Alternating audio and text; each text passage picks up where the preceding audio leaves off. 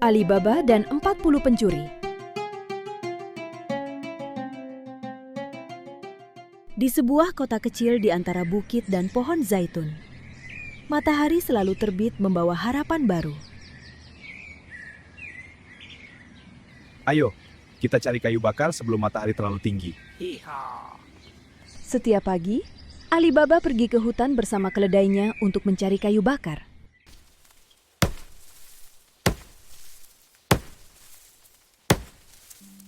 Kerja keras hari ini untuk hari esok yang lebih baik. Kita istirahat dulu di sini. Iya, istirahat yang cukup ya kawan. Ketika Alibaba beristirahat, terdengar suara pasukan kuda dari kejauhan. Ia kaget dan segera mencari tempat bersembunyi. Teman, kita harus berhati-hati. Ada bahaya datang.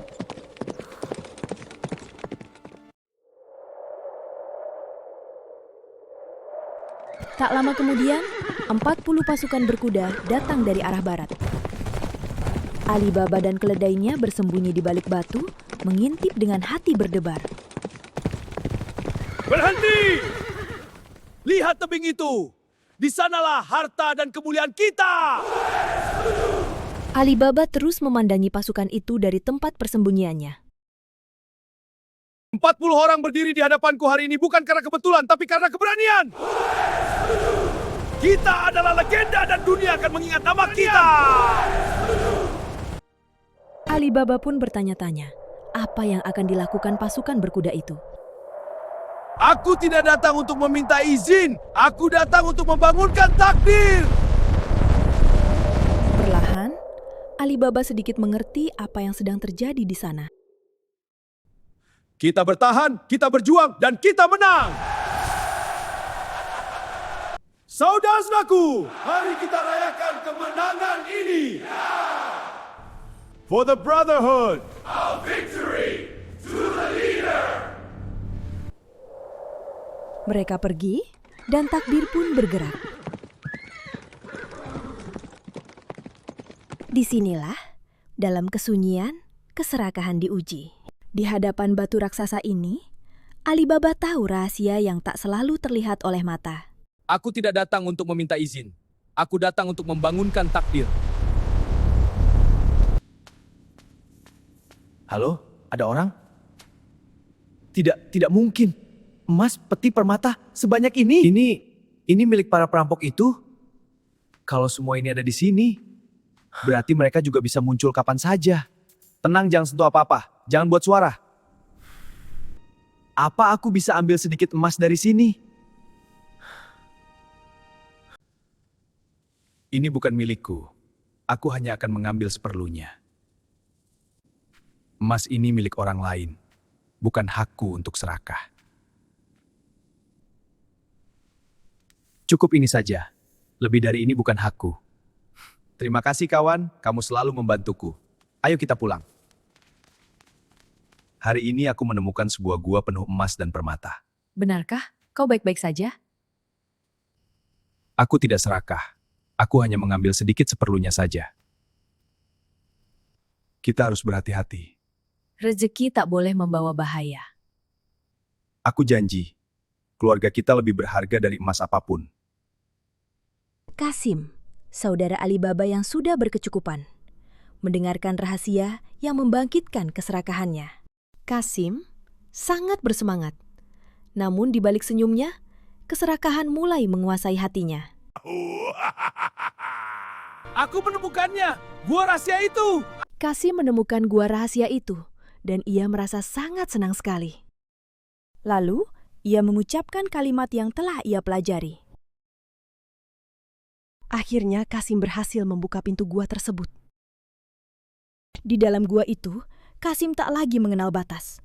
Ia mengambil emas dan permata sebanyak yang mampu ia bawa. Aku terlalu serakah, sekarang pikiranku kacau. Apa yang harus kulakukan? Mas ini tidak, aku tak bisa berpikir jernih. Buka pintunya. Apa katanya tadi? Aku ingat. Bukan itu, tolong aku lupa. Buka pintu. Ya bukan itu. Tolong buka pintu. Kenapa tidak terbuka? Keserakahan membuat Kasim kehilangan kata yang paling penting. Akhirnya rumah kita bisa diperbaiki. Bukan kemewahannya yang membuatku bahagia, tapi rasa aman. bukan untuk kemewahan, hanya agar kita hidup dengan layak. Ambillah roti ini masih hangat. Pastikan anak-anakmu makan hari ini. Terima kasih Alibaba. Pelan-pelan semua kebagian. Untuk kami semua. Untuk kalian, supaya hari ini tidak ada yang lapar. Anak-anak, siapa yang mau buah ini? Bolehkah aku bagi untuk adikku? Kebaikan akan selalu bertambah saat dibagi. Padang pasir menjadi sunyi. Namun bahaya tidak pernah tidur. 40 pencuri kembali pada rahasia mereka. Mereka yakin tak ada yang mendengar. Mereka keliru.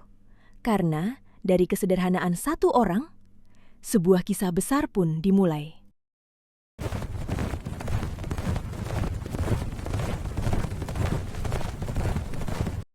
Aku tidak datang untuk meminta izin. Aku datang untuk membangunkan takdir.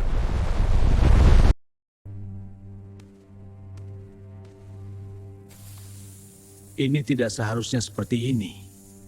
Peti itu berkurang, pemimpin. Apa? Aku akan memeriksa sendiri. Seseorang telah masuk ke gua ini. Seseorang menyentuh emas kita. Tapi tak ada yang tahu rahasianya. Sekarang ada. Tidak, bukan ke sini. Aku tersesat. Aku harus kembali ke tempat semula sebelum terlambat. Seseorang, tolonglah aku. Ia memilih kembali. Tanpa ia sadari, langkahnya membawanya ke tempat paling berbahaya. Tidak, ini keputusan yang salah. Berhenti, lihat itu. Ada seseorang di dalam gua. Aku tersesat. Aku tidak bermaksud. Tidak ada yang tersesat sampai ke sini. Kau tahu kan rahasia kami? Aku hanya ingin mengambil sedikit harta di sini. Namun kau berada di tempat yang salah. Aku hanya menginginkan lebih. Keserakahan selalu meminta lebih. Para pencuri meninggalkan tubuh Kasim di dalam gua sebagai peringatan. Kasim belum kembali. Ia tak pernah pergi selama ini. Ada sesuatu yang salah. Jangan-jangan Kasim tahu tentang gua itu. Tuhan, tolong lindungilah dia. Kasim, saudaraku. Alibaba membawa tubuh Kasim pulang secara diam-diam. Saat bahaya bersembunyi di balik penyamaran, Alibaba hanya menaruh kepercayaan pada satu nama, Morgiana. Aku butuh bantuanmu. Ada sesuatu yang tidak beres, dan aku takut ini lebih berbahaya dari yang terlihat. Tenanglah, ceritakan padaku. Jika ada bahaya, kita akan menemukannya sebelum bahaya itu menemukan Kika. Morgiana terdiam. Ia tahu bahwa kematian Kasim tidak boleh menimbulkan kecurigaan. Morgiana mengatur pemakaman Kasim, seolah-olah ia meninggal secara wajar. Sejak kematian Kasim, Alibaba dan istrinya menempati rumah Kasim. Dan sejak saat itu, Morgiana yang dulu pelayan di rumah Kasim, kini mengabdikan dirinya untuk melayani Alibaba dan istrinya. Di dalam gua, para pencuri sadar rahasia mereka terbongkar. Kita harus mencari tahu siapa penyusup itu. Di lain hari, pemimpin pencuri menyamar sebagai pedagang minyak dengan senyum ramah dan niat jahat yang tersembunyi. Sementara itu, di dalam tempayan-tempayan minyak, para pencuri lain bersembunyi, menunggu perintah dari pemimpinnya. Maaf Pak, aku pendatang. Aku mendengar kabar tentang seorang bernama Kasim. Katanya ia pedagang kaya di sini. Oh, Kasim? Iya, ia cukup dikenal. Saudagar kain, rumahnya besar. Namun ia sudah meninggal. Apa yang terjadi dengannya? Katanya meninggal mendadak. Aneh memang. Apa dia punya keluarga? Hanya adiknya Alibaba namanya. Hidup sederhana. Oh, Alibaba. Adik yang sederhana. Iya, Alibaba orang baik, tak pernah macam-macam. Jika Kasim mengetahui rahasia gua, maka Alibaba pasti bukan orang biasa. Jadi ini rumahmu, Alibaba. Sederhana. Terlalu sederhana untuk orang yang menyimpan rahasia sebesar itu. Pada suatu malam, pemimpin pencuri mengirim seorang pengikutnya yang menyamar sebagai pedagang minyak. Ia membawa tempayan-tempayan besar dan meminta izin dengan sopan ke Alibaba untuk meletakkannya di depan rumah Alibaba. Silakan, tak ada yang akan mengganggu di sini. Terima kasih, Tuan. Malam sunyi, Morgiana membawa kecurigaan besar. Kenapa tempayan ini diletakkan di sini? Morgiana sedang mencari tahu isi di dalam tempayan-tempayan itu. Ia berpura-pura kehabisan minyak, padahal pikirannya bekerja tajam. Minyakku hampir habis sih. Apakah aku boleh mengambil sedikit minyak? Diam, tunggu sampai isyarat diberikan. Pada detik itu, Morgiana tahu kalau itu bukan minyak. Jika aku pergi sekarang, mereka akan keluar. Akhirnya, Morgiana membakar seluruh tempayan-tempayan itu. Jeritan para pencuri terdengar dari dalamnya. Api padam. Malam kembali sunyi. Tak seorang pun tahu apa yang terjadi. Sekarang aman. Sementara itu, Alibaba dan istrinya tertidur lelap. Mereka tidak pernah tahu betapa kematian begitu dekat malam itu. Keesokan harinya, pemimpin pencuri belum menyerah. Tanpa anak buah, ia kembali sendiri memakai wajah terakhirnya. Tuan, aku seorang saudagar pengembara. Bolehkah aku beristirahat di rumahmu? Tentu, silakan. Meja itu dipenuhi makanan, dihiasi oleh senyuman. Namun ada niat jahat tersembunyi di sana. Silakan nikmati, Tuan. Kebaikanmu takkan kulupakan. Morgiana melihat apa yang tadi sadari tuannya. Senyum itu terlalu rapi. Keheningan itu terlalu terjaga. Morgiana tahu itu bahaya. Jika ia diam, malam ini akan berakhir dengan darah. Dan di saat itu, Morgiana memilih untuk bertindak. Tuanku, izinkan aku mengambilkan minuman hangat.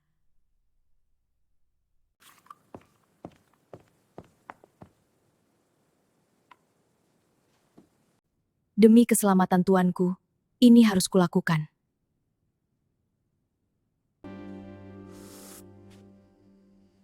Dadaku sesak dan panas. Apa yang terjadi? Kenapa, Tuan? Ada apa?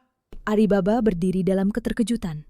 Sementara kejahatan jatuh tepat di depannya. Morgiana, kaulah yang menjaga rumah ini.